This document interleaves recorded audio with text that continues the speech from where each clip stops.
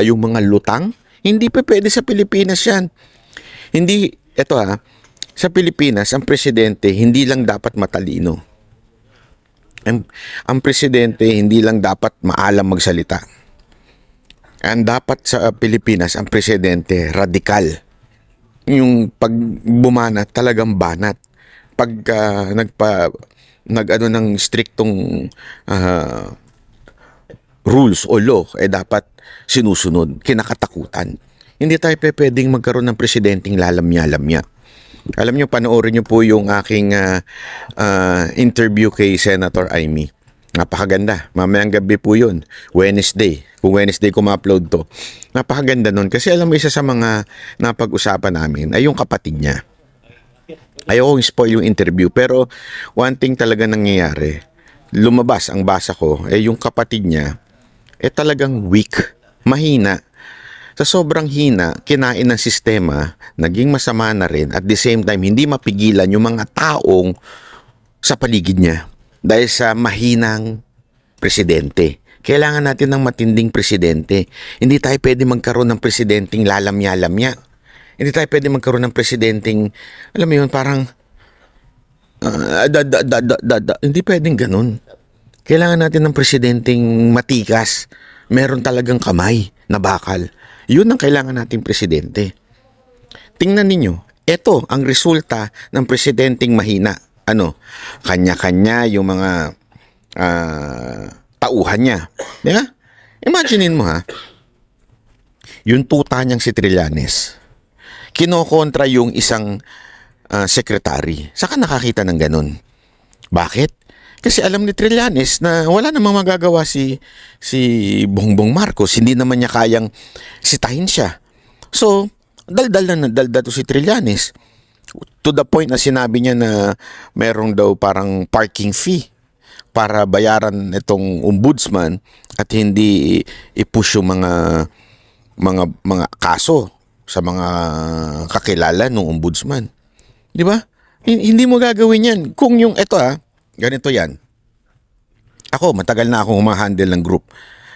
Among sa mga girls, diba, mga babae. Pag hindi takot sa iyo yung mga talent mo, kung hindi takot sa iyo yung grupo mo, magbabastusan yan. Mag-aanuhan niya, mag-aawa yan. Pero pag takot sa iyo yan, at alam nilang hindi mo ito tolerate yan, hindi magaganyanan yan. Parang ganyan si Marcos Kasi mahina si Marcos, hindi takot sa kanya yung mga tauhan niya. Kaya tuloy nag-aaway-away.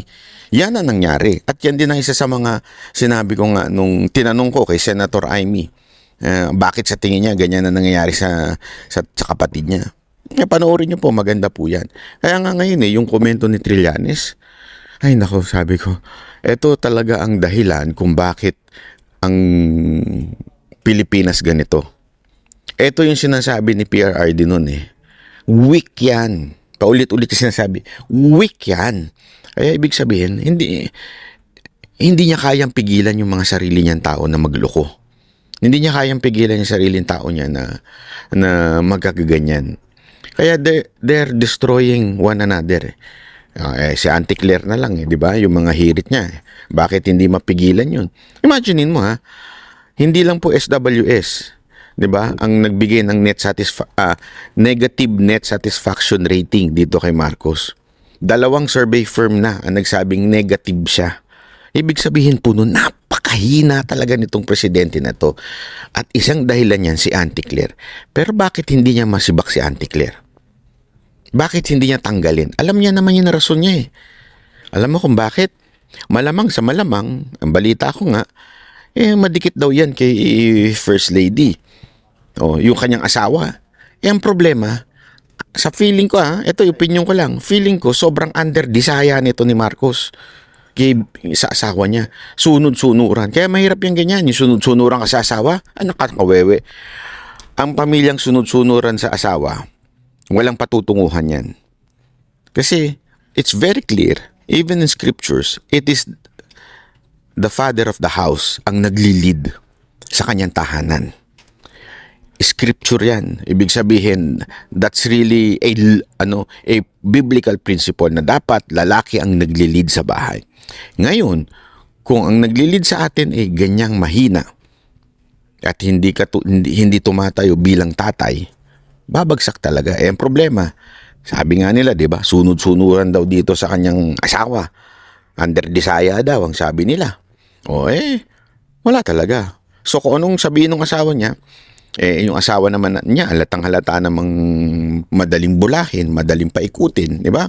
Kaya nga yung isang bayot na vlogger, pinaikot-ikot siya. To the point. Isipin nyo to ha. Best friend si BBM at saka si Atty. Rodriguez. Pero bakit sila naghiwalay? Dahil sa sulsol nung vlogger na kaaway ni Atty. Rodriguez. Dahil hindi pinasok tong vlogger na to sa kanyang kabinete. Kasi nga sinasabi ni Atty. Vic, hindi ka naman qualified, ba't kita ipapasok? Ba't kita isasama bilang isang presidential advisor? Presidential advisor, hinihingi nitong bayot na to eh. So, ba't kita ipapasok dyan? Nagalit daw itong vlogger na to. Sinulsulan niya ng sinulsulan yung asawa. Ito'y kwento ha. Kwento sa akin to. Sinulsulan yung asawa, si First Lady. Hanggang to the point, pinatanggal si Atty. Vic. Imaginein mo, tatanggalin ng isang kasama mong sandigan mo for 6 years, nakikipaglaban tungkol sa electoral protest mo, tungkol sa pagkatalo mo kay Leni Robredo, nakipaglaban sa'yo ng 6 na taon, tinanggal mo dahil lang sa sumusunod ka sa asawa mo, di umano, allegedly. Anak ka ng weteng. Mahina ka nila lang kung gano'n ang iyong, di ba? Kaya dapat pag-isipan natin na mabuti itong mga to ha. Dahil alam nyo, pag-uusapan pa natin na ibang bagay patungkol po sa nangyayari sa ating bayan. Kami ang boses ng masa, hindi natatakot. Katotohanan lang, di kami nalulunod. Walang bahid ng sismis, lahat ay totoo. Kahit sino ka pa, pag mali ka babanatan ka. Walang pinipili kulay, wala kaming kinikilingan. Basta para sa bayan, kami lalaban. Pag tama palakpakan, pag mali banatan, di matitinag, di matatakot. Para sa bayan, tuloy ang sigaw. Sa harap ng kamera, walang halong takot. Mga baluktot, lahat kayo'y tutumba. Ang hustisya at totoo, yun lang ang mahalaga. Kahit